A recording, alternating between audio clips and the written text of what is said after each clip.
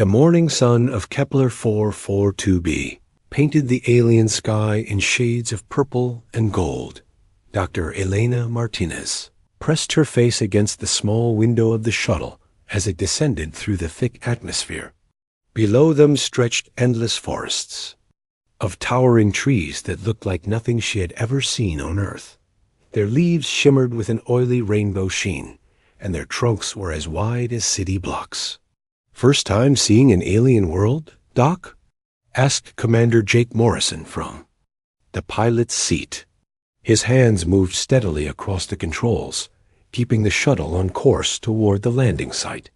"First time seeing one with intelligent life," Elena replied, her voice barely hiding her excitement. She had spent 15 years studying alien biology, but always from samples brought back to Earth.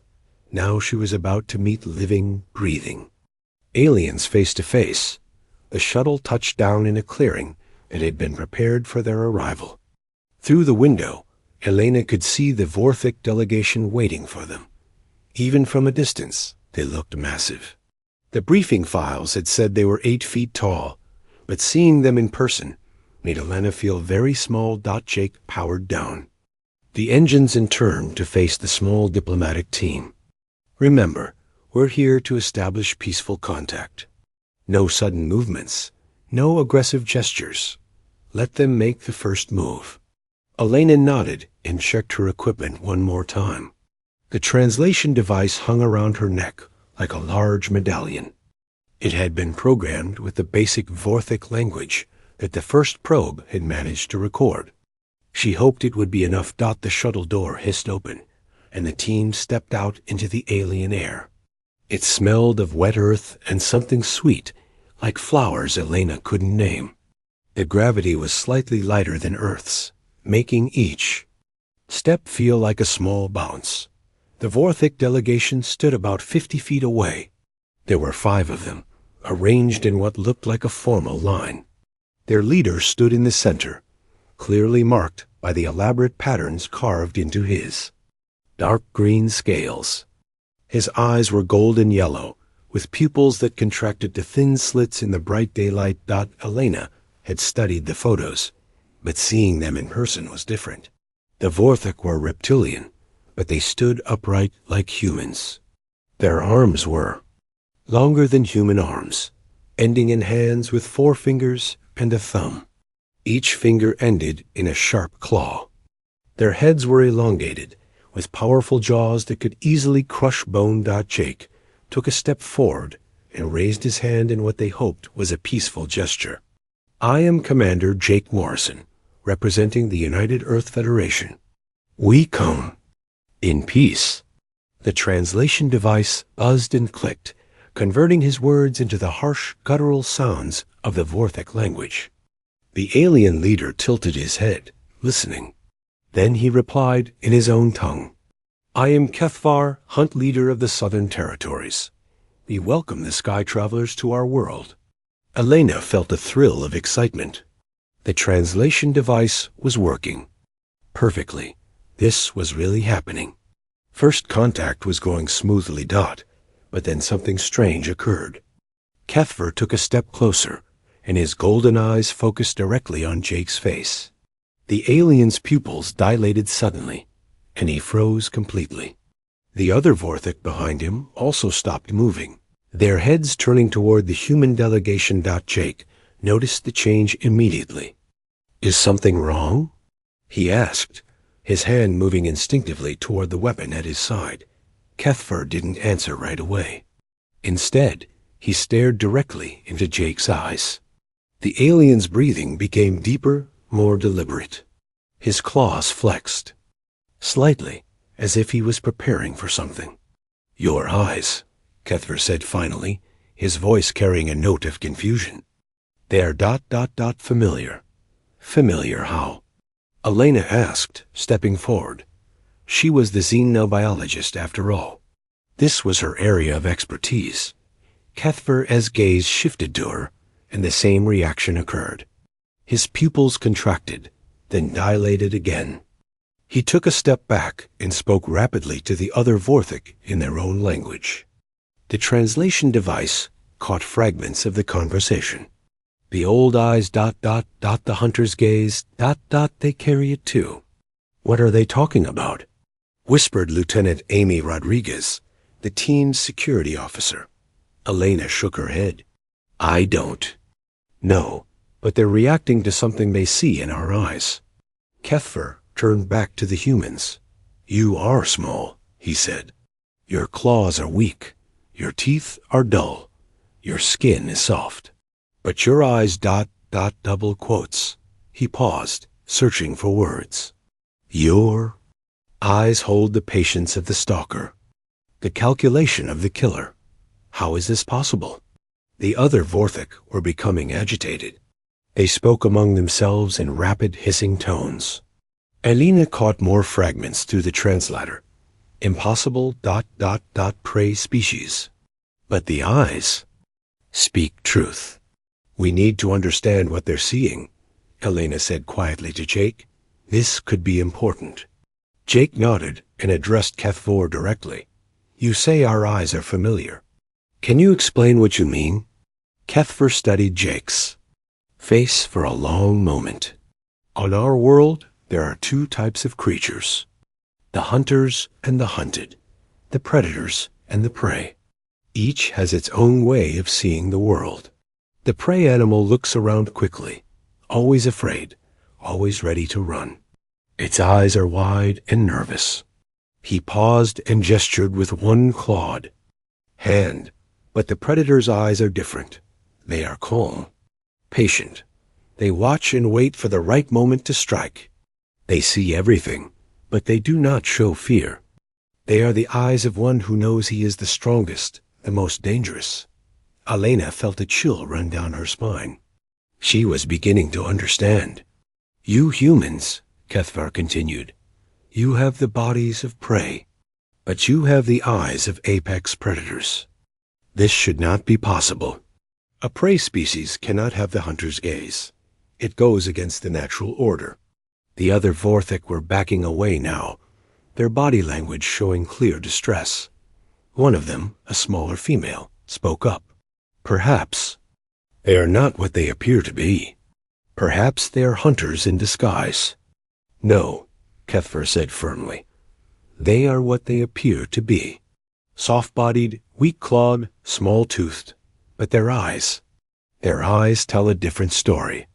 Elena realized that the entire first contact mission was hanging in the balance. The Vorthik were apex predators on their world, the top of the food chain. They had never encountered another species that could look at them with the same calm, calculating gaze that they used on their own prey. We are not your enemies, Elena said carefully. We came here to learn about your people and to share knowledge. Our eyes may seem strange to you, but we mean no harm. Kethvar stepped closer again, his golden eyes locked on hers. That is what makes you dangerous, he said softly. A true predator never announces its intentions. It simply watches and waits. The tension in the clearing was thick enough to cut with a knife. Elena realized that they were at a crossroads. The Vorthik could either accept humans as equals, or they could see them as a threat that needed to be eliminated. What do you see when you look at us? Elena asked. Kethvar was quiet for a long time. When he finally spoke, his voice was filled with something that might have been respect. I see something I have never seen before. I see a species that hunts not with claws or teeth, but with something else. Something that makes them more dangerous than any creature I have ever encountered. He paused and looked at each of the humans in turn. I see myself reflected in your eyes, and that terrifies me.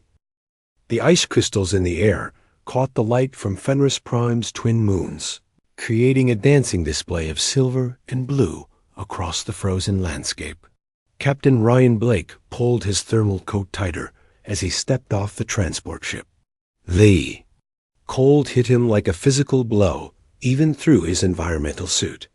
Temperatures holding steady at -40 degrees, reported Dr. Lisa Chong, the mission's environmental specialist. The atmosphere is breathable, but I recommend keeping the heating units active." Ryan nodded and looked across the landing, field toward the Lupari settlement. Even in the darkness, he could see the glow of their fires and the massive shapes of their buildings carved directly from the ice. Somewhere in the distance, a long, mournful howl echoed across the frozen plains. "That's our welcome committee," said Lieutenant Marcus Webb, checking his sidearm out of habit. "The briefing said they communicate through howls as much as spoken language." The Lupari were known throughout this sector of space as honorable traders, but they were also fierce warriors. They had built their civilization on the principles of pack hunting and survival of the strongest. No one did business with the Lupari unless they proved themselves worthy of respect. A group of figures emerged from the settlement, moving across the ice with surprising grace. As they came closer, Ryan could see them clearly for the first time. The Lupari stood upright like humans, but their resemblance to Earth's wolves was unmistakable. They had thick fur ranging from white to gray to black, pointed ears that swiveled to catch every sound, and eyes that glowed yellow in the moonlight. Leader of the group was massive, easily 7 feet tall with fur, so dark it seemed to absorb the moonlight. Scars covered his arms and chest, telling the story of countless battles. He wore simple clothing made from treated hides, but his bearing left no doubt about his authority. "I am Grimfang, Alpha of the Northern Pack," the leader announced in accented but clear English. His voice was deep and carried an undertone of barely controlled power. "You are the humans who seek trade with our people." "I am Captain Ryan Blake of the Earth Trade Federation," Ryan replied formally. "We come seeking friendship and mutual benefit." Grimfang's ears twitched, and he tilted his head slightly. "Friendship is earned, not given freely among the Lupari. You must first prove you are worthy of our respect." Ryan had expected this. The briefing materials had been clear about Lupari customs. "What must we do to prove ourselves?" "You must undergo the soul sight ritual," Grimfang explained. "I will look into your eyes and see what manner of being you truly are. If you are prey, we will send you away unharmed but empty-handed. If you are predator, we will speak as equals."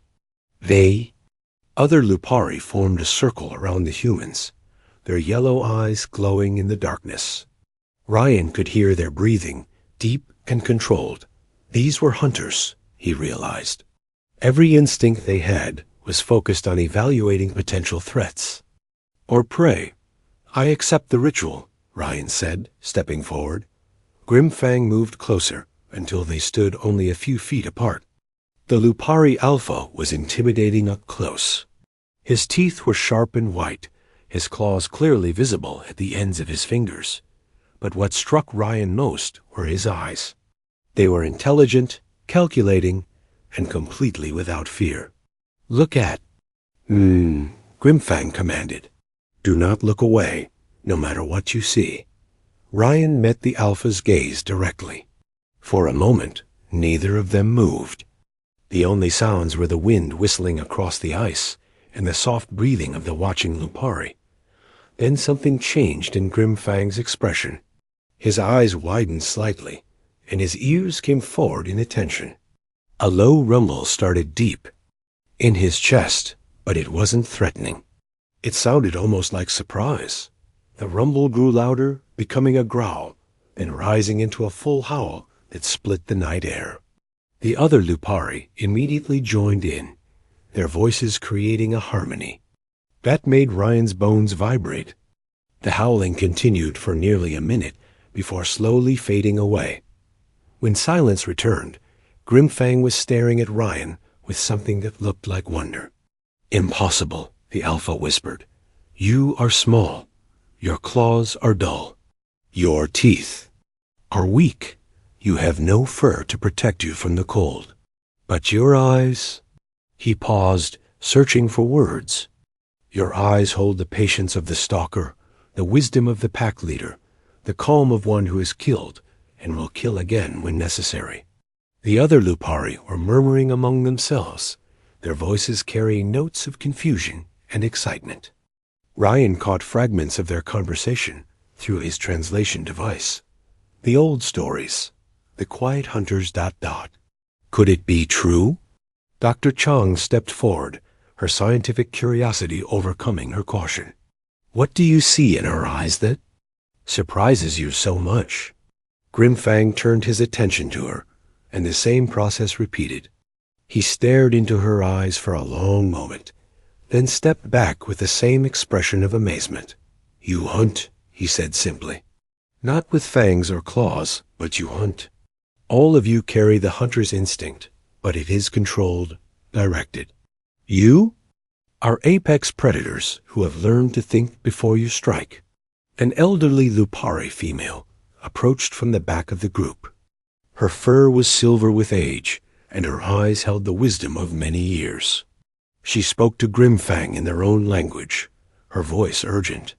Elder Moon Whisper wishes to speak, Grimfang translated. She says this meeting was foretold in our oldest songs. Elder Moon Whisper stepped forward and began to speak in a rhythmic, chanting tone. The translation device worked to convert her words into English. Long ago, when the ice was young and the moons were new, the Great Spirit spoke to our ancestors. He told them of hunters who would come from the stars. These hunters would appear weak, like prey animals, but they would carry the souls of apex predators. They would be the quiet hunters, those who kill not for sport or hunger, but only when necessary. She paused and looked directly at Ryan. The Great Spirit said we would know them by their eyes. Eyes that held both the hunter's patience and the wisdom to know when not to hunt. Eyes that could see the soul of another predator and offer respect instead of challenge. The other Lupari were listening intently, their ears forward and their eyes bright with interest. This was clearly an important moment in their culture. The prophecy spoke of a time when the quiet hunters would come, and the Lupari would have to choose. Elder Moon Whisper continued. We could see them as threats, to be destroyed, or as pack brothers to be welcomed. The choice would determine the fate of both our peoples. Grimfang looked at Ryan with new understanding. You are not just humans seeking trade. You are the quiet hunters of legend. You are pack brothers we never knew we had.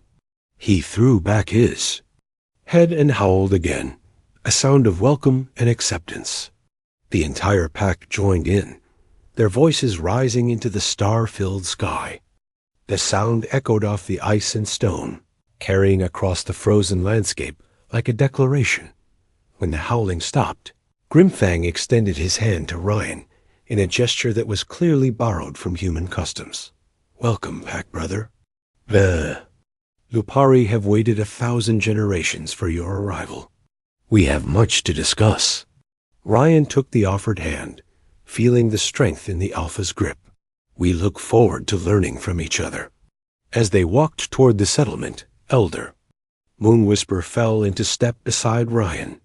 The prophecy spoke of one more thing, she said quietly.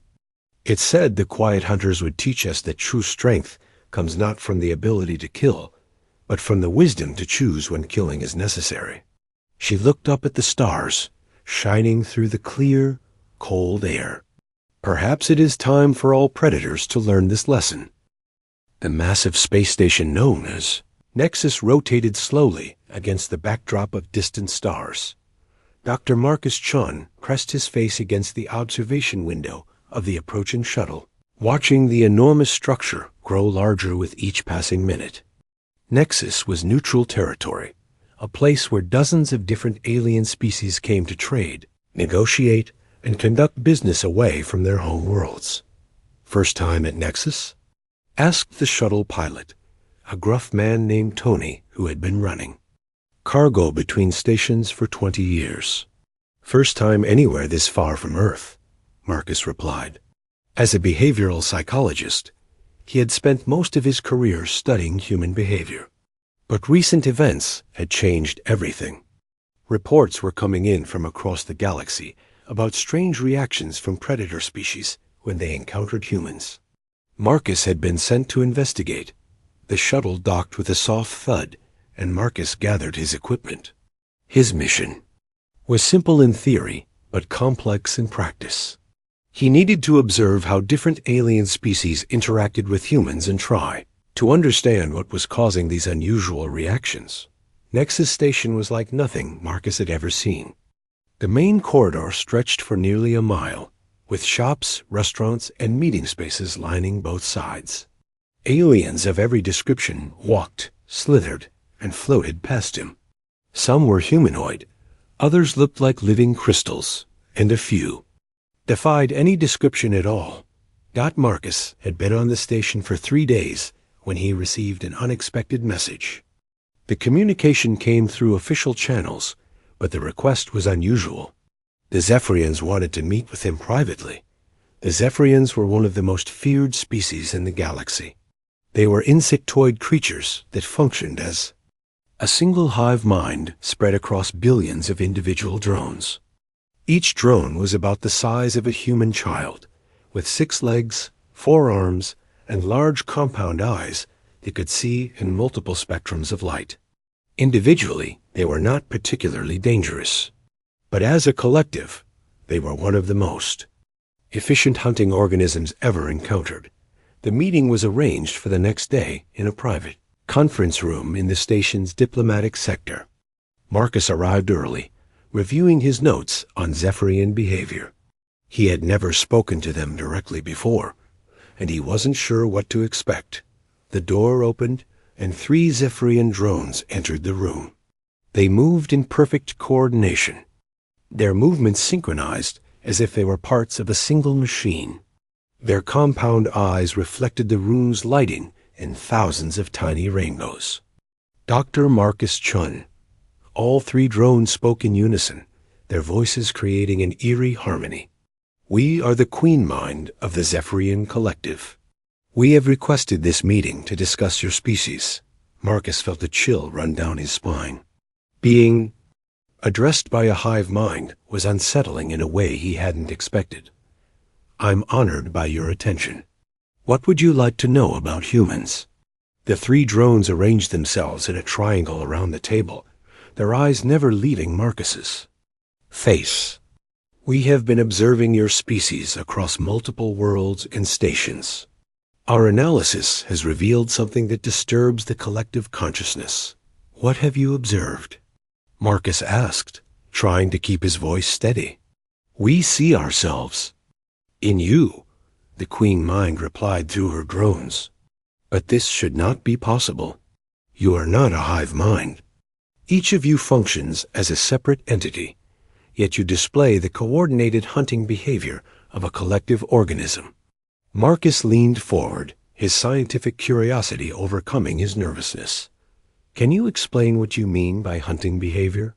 The central drone tilted its head, and Marcus could see his own reflection multiplied thousands of times in its compound eyes. When the collective hunts, we use multiple strategies simultaneously.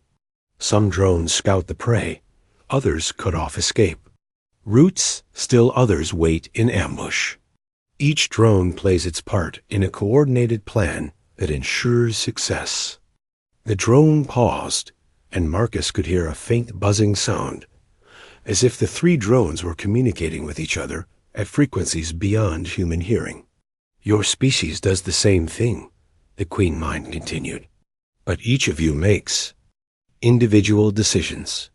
You do not share a collective consciousness, yet you coordinate like a hive mind. This breaks the natural order of predator behavior. Marcus thought about what the Queen Mind was saying. Humans did work together in complex ways, but he had never thought of it as hive-like behavior. We cooperate, yes, but we're still individuals. We can choose to act alone or together. That is exactly what makes you dangerous. All 3 drones said simultaneously. A hive mind is predictable. We can anticipate the actions of other collective organisms because they follow logical patterns. But your species combines the efficiency of collective hunting with the unpredictability of individual thought. The buzzing sound grew louder, and Marcus realized that the three drones were in intense communication with the larger hive mind. After a moment, the sound faded. We have analyzed your behavior patterns across 47 different encounters with other species, the Queen Mind explained. In every case, your people displayed the same characteristics. You assess threats like apex predators. You plan attacks like pack hunters. You coordinate defenses like hive minds. But you also show mercy, change strategies, and make decisions based on individual judgment. Marcus felt a growing sense of unease. Are you saying that other species see us as a threat? Not a threat, the Queen Mind corrected. An impossibility. Your species should not exist according to the natural laws of predator evolution. Hive minds sacrifice individual thought for collective efficiency. Pack hunters follow alpha leaders and established hierarchies. Solitary predators rely on personal strength and cunning. The three drones moved closer to Marcus, their compound eyes reflecting his image in thousands of fragments.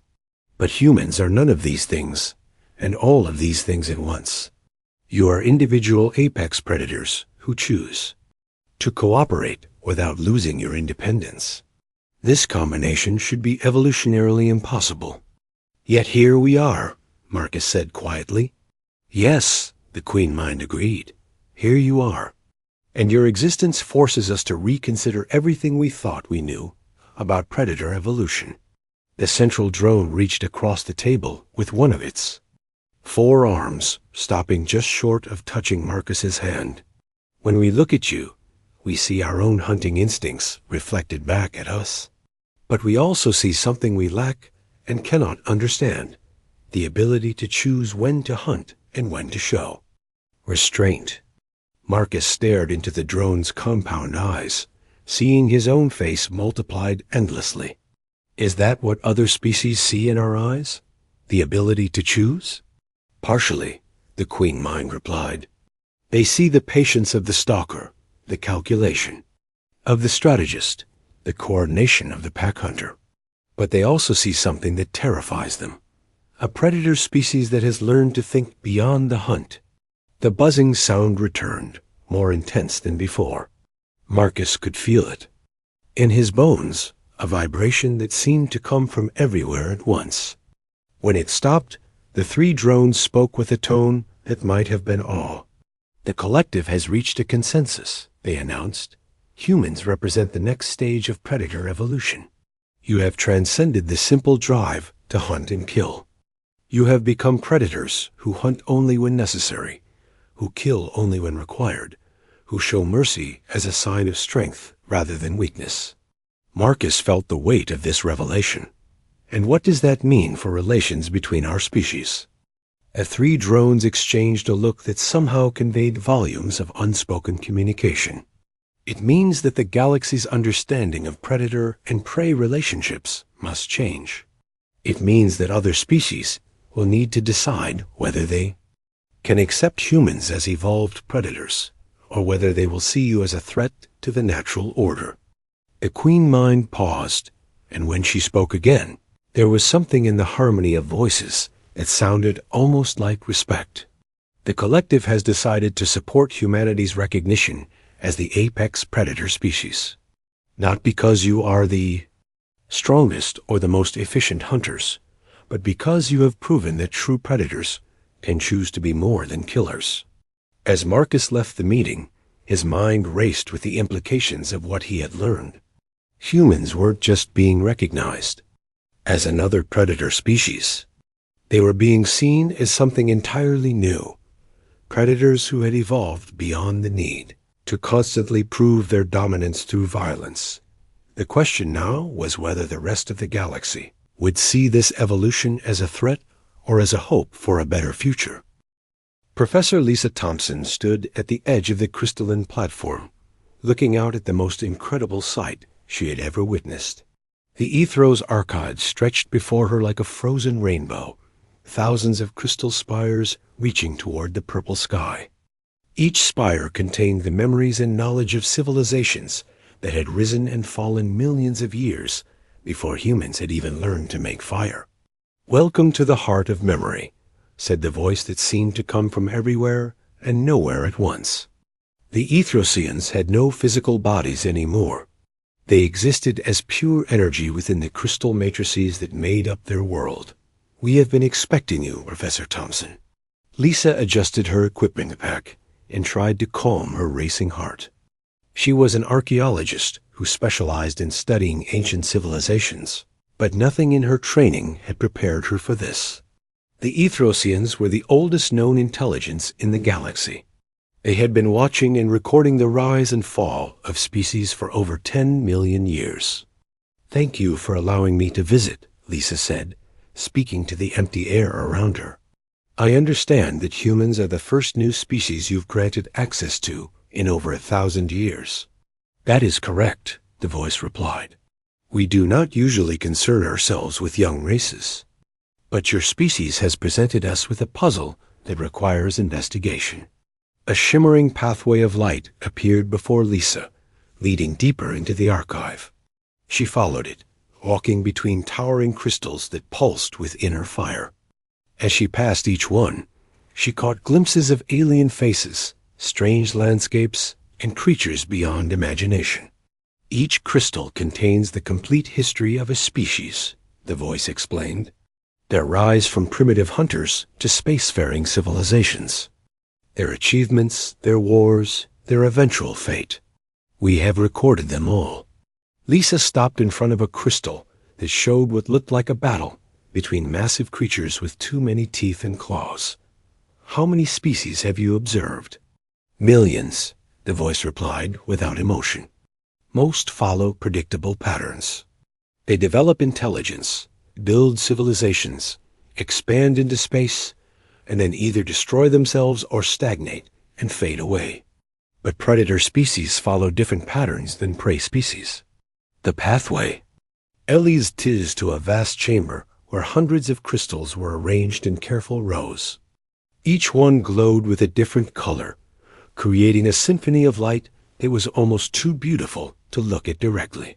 "This is the Predator Archive," the voice announced. "Here we keep the records of every apex predator species we have encountered. Each one tells a similar story." Lisa walked among the crystals, seeing glimpses of creatures that would have given her nightmares. There were reptilian hunters with acid for blood, crystalline beings that could phase through solid matter, energy creatures that fed on the fear of their prey. Each one was terrifying in its own way. "What story do they tell?" Lisa asked. A new voice joined the first, then another, until Lisa was surrounded by a chorus of Ethrosian minds. "They tell the story of the predator's curse," the voices said in harmony. "Every apex predator species faces the same choice. They can remain solitary hunters and eventually go extinct, or they can form groups and destroy themselves through internal competition." One of the crystals began to glow brighter, and Lisa saw images of a species that looked like living shadows. They were clearly apex predators, but they lived alone, never cooperating with their own kind. The images showed them slowly dying out as their prey species learned to avoid them. "The umbral hunters chose solitude," the voices explained. They were perfect killers, but they could not adapt when their environment changed. They became extinct 40,000 years ago. Another crystal lit up, showing creatures that looked like metallic spiders. They were working together, but their cooperation was violent and brutal. Lisa watched in horror as they turned on each other, their society collapsing into chaos. The Steel Weavers chose cooperation, but they could not control their competitive instincts, the voices continued. They destroyed themselves in a civil war that lasted 3 centuries. Their homeworld is still uninhabitable. Lisa moved from crystal to crystal, seeing the same pattern repeated over and over. Species after species of apex predators, all following one of 2 paths to extinction. "Is there no example of a predator species that survived?" Lisa asked. The chorus of voices fell silent for a long moment. When they spoke again, there was something in their tone that might have been wonder. "There is one," they said. but it should not exist according to every pattern we have observed. It defies the natural order of predator evolution. A new crystal began to glow, larger and brighter than all the others. As Lisa approached it, she saw images that made her gasp. The crystal showed Earth. It showed humans. Your species, the voices said, presents us with an impossible paradox. You possess all the traits of apex predators. You have the hunter's instincts, the strategic thinking, the ability to coordinate complex attacks. But you have done something no other predator species has ever accomplished. The images in the crystal showed human history, the development of civilization, the growth of cities, the expansion into space. But they also showed something else. Humans choosing not to kill when they could have, showing mercy to defeated enemies, cooperating across vast distances and cultural differences. You have learned to control your predatory instincts without losing them, the voices explained. Other predator species either suppress their hunting nature and become weak, or they embrace it fully and become destroyers. But humans have found a third path. Lisa stared at the images of her own species, seeing them through alien eyes.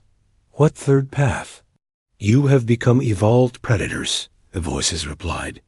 You hunt when necessary, but you choose when to show mercy. You compete with each other, but you also cooperate on a scale that no other predator species has achieved. You have the killer's instincts, but you are guided by something more powerful than the drive to hunt. The crystal showed more images. Human soldiers risking their lives to save civilians, scientists working together to cure diseases, explorers venturing into space, not to conquer, but to discover. This should be impossible, the voices continued. According to every pattern we have observed, apex predators cannot form stable, large-scale civilizations. The competitive instincts that make them successful hunters also make them incapable of true cooperation. But humans have proven our observations wrong. Lisa felt overwhelmed by the magnitude of what she was learning. Are you saying that humans are unique in the galaxy? Not unique, the voices corrected. Unprecedented. There is a difference. Unique suggests that humans cannot be duplicated. Unprecedented suggests that humans represent a new evolutionary development that other species might eventually achieve. The chorus of voices grew stronger, and Lisa could feel the presence of thousands of ancient minds focusing their attention on her. Your species has shown that predators can evolve beyond the simple drive to hunt and kill, they said. You have proven that apex predators can choose cooperation over competition, mercy over cruelty, protection over predation. This evolution represents hope for the entire galaxy. Lisa looked around at the countless crystals, each one representing a species that had failed to make the transition that humans had somehow achieved. Other predator species across the galaxy are recognizing this evolution when they look into human eyes, the voices explained. They see their own predatory instincts reflected back at them, but they also see something they lack, the wisdom to know when not to hunt. As Lisa prepared to leave the archive, the voices spoke one final time. Your species stands at a crossroads, Professor Thompson. You can use your evolved predator status to dominate the galaxy, or you can use it to guide other species toward the same evolution you have achieved. The choice will determine not just humanity's future, but the future of all predator species in the galaxy. The crystalline pathway led Lisa back toward the exit, but she carried with her the weight of cosmic responsibility. Humans weren't just another species in the galaxy. They were living proof that predators could evolve beyond their basic nature, and the entire galaxy was watching to see what they would do with that power. Lieutenant Colonel Amy Rodriguez checked her weapons one final time as the shuttle approached the coordinates she had been given. The location was empty space, according to her ship's sensors, but the invitation had been very specific. She was to arrive at this exact point, at this exact time alone. Are you sure about this, Colonel? Asked the shuttle pilot, a nervous young man named Bobby. There's nothing out here but empty space and radiation. Trust me, something's here, Amy replied, though she wasn't entirely sure herself. The invitation had come through official channels, but it had been unlike anything she had ever seen. It was written in 12 different languages, including several that Earth's computers couldn't translate. The message was simple. The Predator's Conclave requested her presence as humanity's representative. Suddenly, the empty space in front of them began to shimmer and twist. A massive structure materialized out of nothing, as if it had been hiding behind some kind of advanced cloaking technology. It was unlike any space station Amy had ever seen. The design was organic, flowing like it had been grown rather than built. "What the hell is that?" Bobby whispered. "That," Amy said, feeling her heart rate increase, "is Apex Station, the most dangerous place in the galaxy." This station was enormous, easily 10 times the size of any human construction. Docking bays opened like mouths as they approached, and Amy could see ships of designs she didn't recognize. Some looked like they were made of living bone. Others appeared to be carved from single pieces of metal or crystal. "Docking Bay 7, Amy told Bobby, reading from the invitation. "And Bobby? Once I'm gone, get out of here fast. Don't wait around." The shuttle docked with a soft vibration, and Amy stepped out into an airlock that was clearly designed for beings much larger than humans. The air was breathable, but carried scents she couldn't identify. Some smelled like flowers, others like blood, and a few like nothing she had ever encountered. The inner door opened, and Amy found herself face to face with a creature that made her instinctively reach for her weapon. It stood 8 feet tall, covered in what looked like living armor that shifted and moved as it breathed. Its head was elongated, with multiple eyes that focused on her independently. "Human," the creature said in a voice that sounded like grinding stone. "I am Korthik of the Bone Hunters. You are expected in the Chamber of Judgment." Amy followed the creature through corridors that seemed to pulse with their own life. The walls were covered in symbols that hurt to look at directly, and the lighting came from sources she couldn't identify. Other creatures passed them in the hallways, each one more terrifying than the last. They passed a group of beings that looked like living shadows, creatures made of what appeared to be liquid metal, and things that defied any description at all. But all of them had one thing in common. They moved with the confident grace of apex predators. "How often does this conclave meet?" Amy asked, trying to keep her voice steady. "Once every 1,000 years, Korthik replied. "When new apex predators are discovered, or when the balance of power in the galaxy shifts. This is only the 3rd time in recorded history that a new species has been invited to join." They arrived at a massive circular chamber with a raised platform in the center. Around the edges of the chamber, in the shadows, Amy could see shapes moving. Eyes glowed in the darkness, and she could hear breathing, growling, and sounds that made her skin crawl. "Representatives of every apex predator species in known space," Korthik explained. "We gather to maintain the balance, to prevent galaxy-wide wars, and to decide the fate of species that claim predator status." A voice boomed from the darkness, speaking in a language that made Amy's bones vibrate. Korthik translated. "The first hunter calls the conclave to order. You are here to be judged. Human, to determine if your species deserves recognition as apex predators, or if you should be eliminated as pretenders." Amy stepped onto the platform, feeling exposed under the gaze of dozens of unseen predators. "I accept your judgment," she said. Her voice carrying clearly in the vast chamber.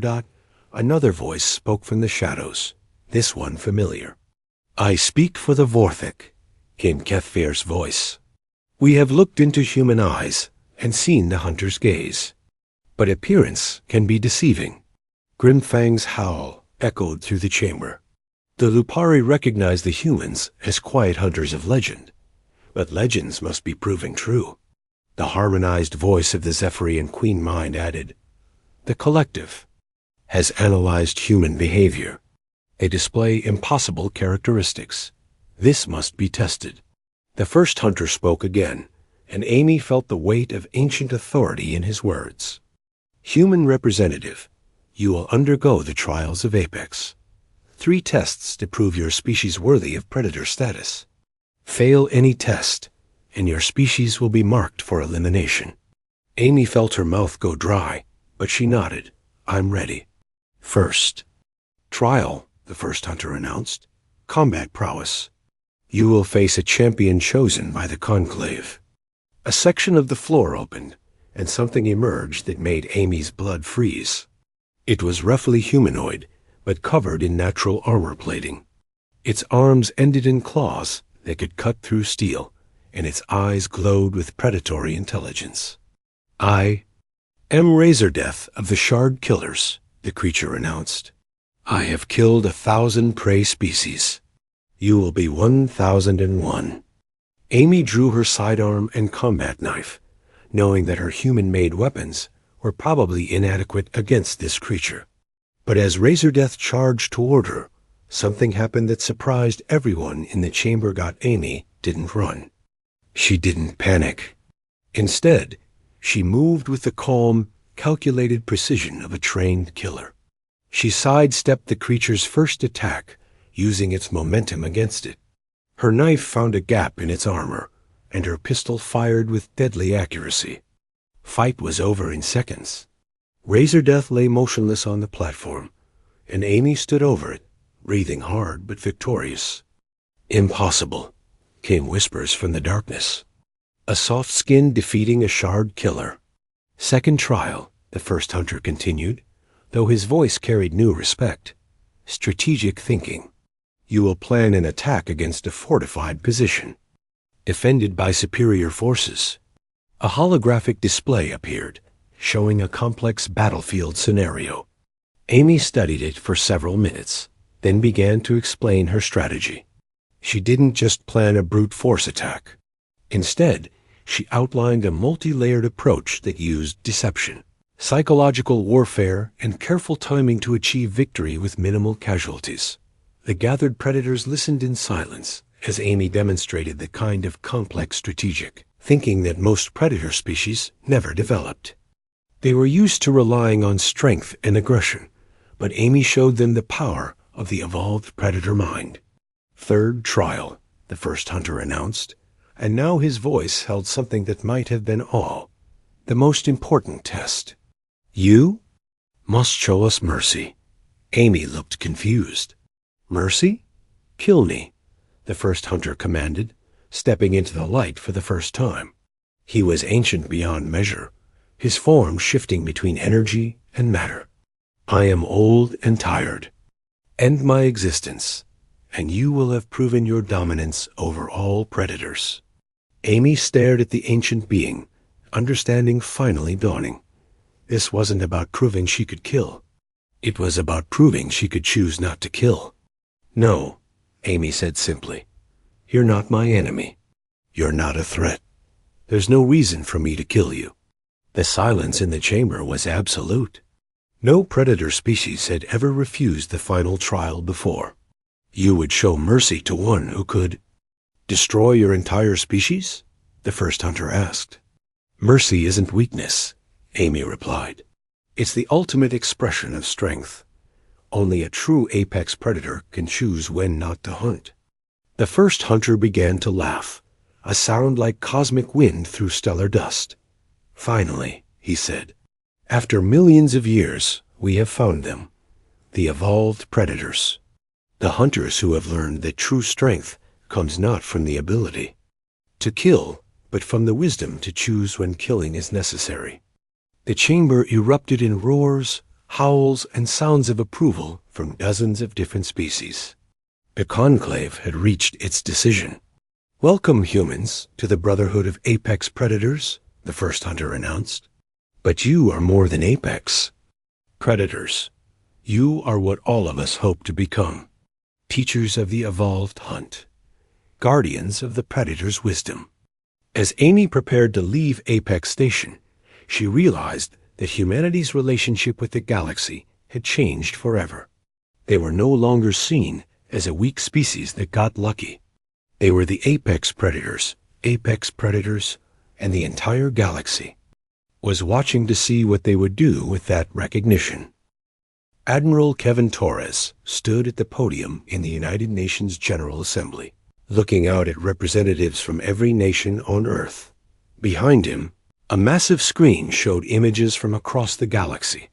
Dvorak homeworld, the ice plains of Fenris Prime, Nexus Station, and dozens of other worlds where humans had made contact with alien species.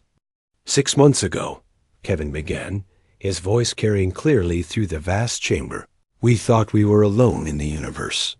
3 months ago, we discovered we were wrong. Today, we learned something that changes everything we thought we knew about ourselves. The murmur of voices in the assembly hall grew quiet as Kevin activated the holographic display. Images appeared showing the various alien species that humans had encountered, each one clearly a deadly predator in its own right. The galaxy is full of predators, Kevin continued. Species that evolved to hunt, to kill, to dominate their environments.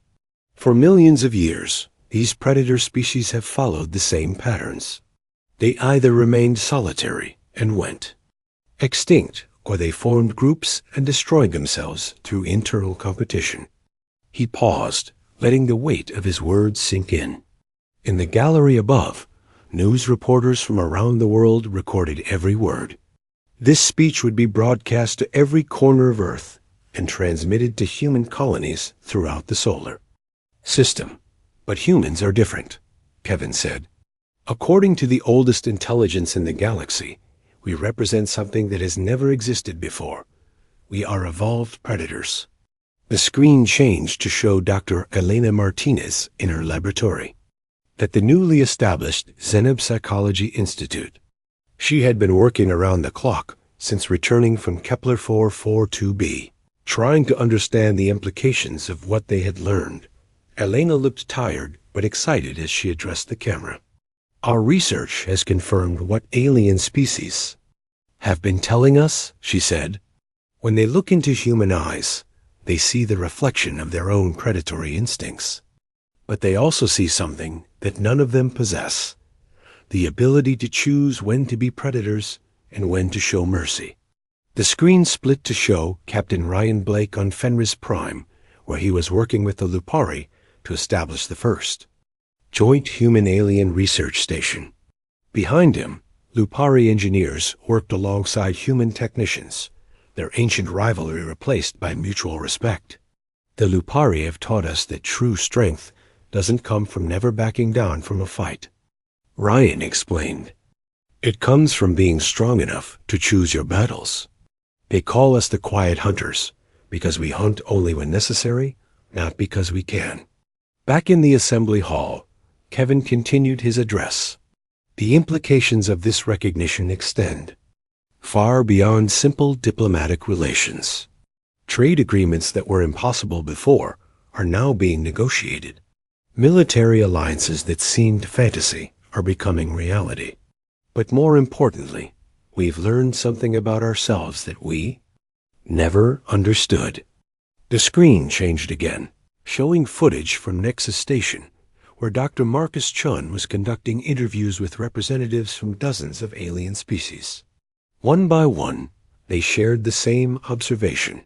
Humans possess the eyes of apex predators, but they use their predatory instincts for protection rather than domination.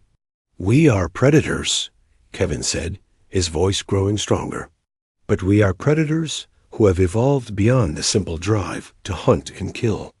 We are predators who have learned that true dominance comes from the wisdom to know when dominance is necessary. In the gallery, Ambassador Sarah Williams from the European Union raised her hand. Admiral Torres, what does this recognition mean for Earth's security? Are we now targets for other predator species? Kevin smiled grimly. Quite the opposite. Ambassador, the Predators Conclave has issued what they call a protection decree. Any species that attacks humanity without provocation will face the combined wrath of every apex predator species in the galaxy.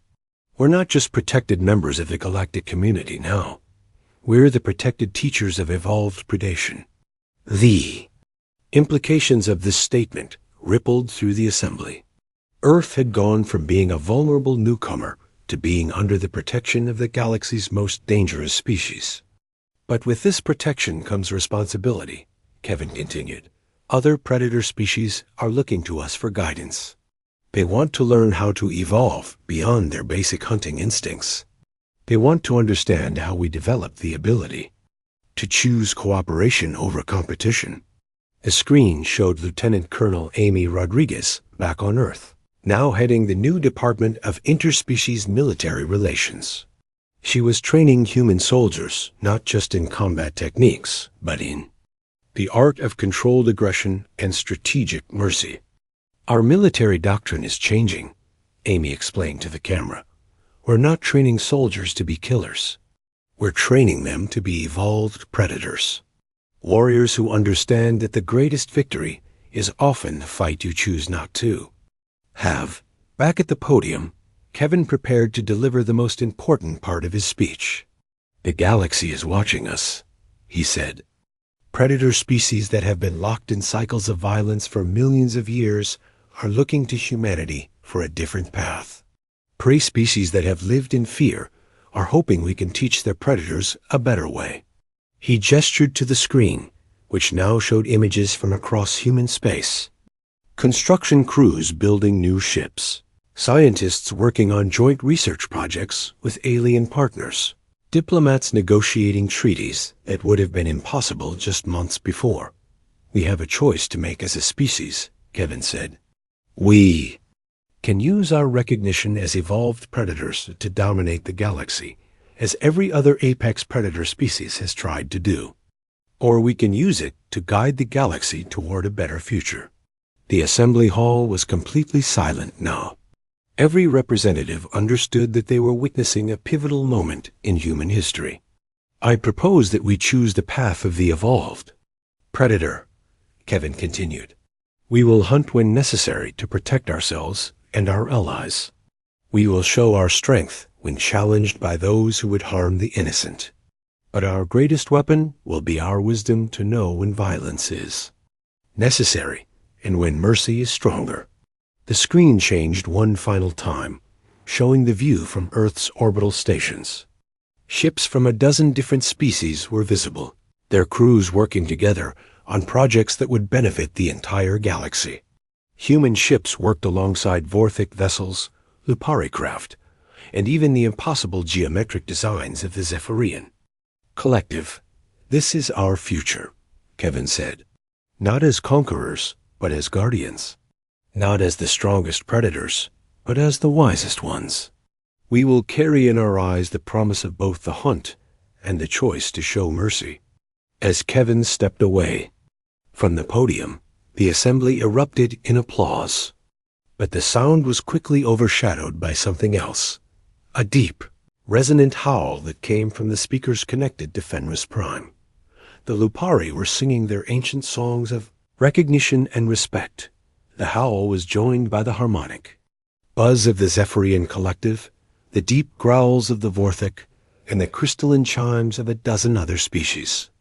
Across the galaxy, apex predators were acknowledging humanity's unique place in the cosmic order. Dr. Elena Martinez watched the ceremony from her laboratory, surrounded by data from hundreds of interspecies encounters. Her research had confirmed what every predator species instinctively recognized. Humans were not just another apex predator species.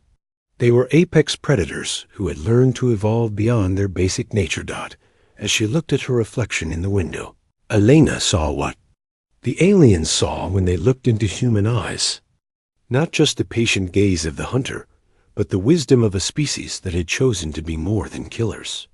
In her eyes, she saw the future of predation itself, evolved, controlled, and guided by choice rather than instinct. The galaxy would never be the same. And for the first time in millions of years, apex predators across the stars had hoped that they too could evolve beyond their basic nature. Guided by the species that had shown them, it was possible to be both predator and protector.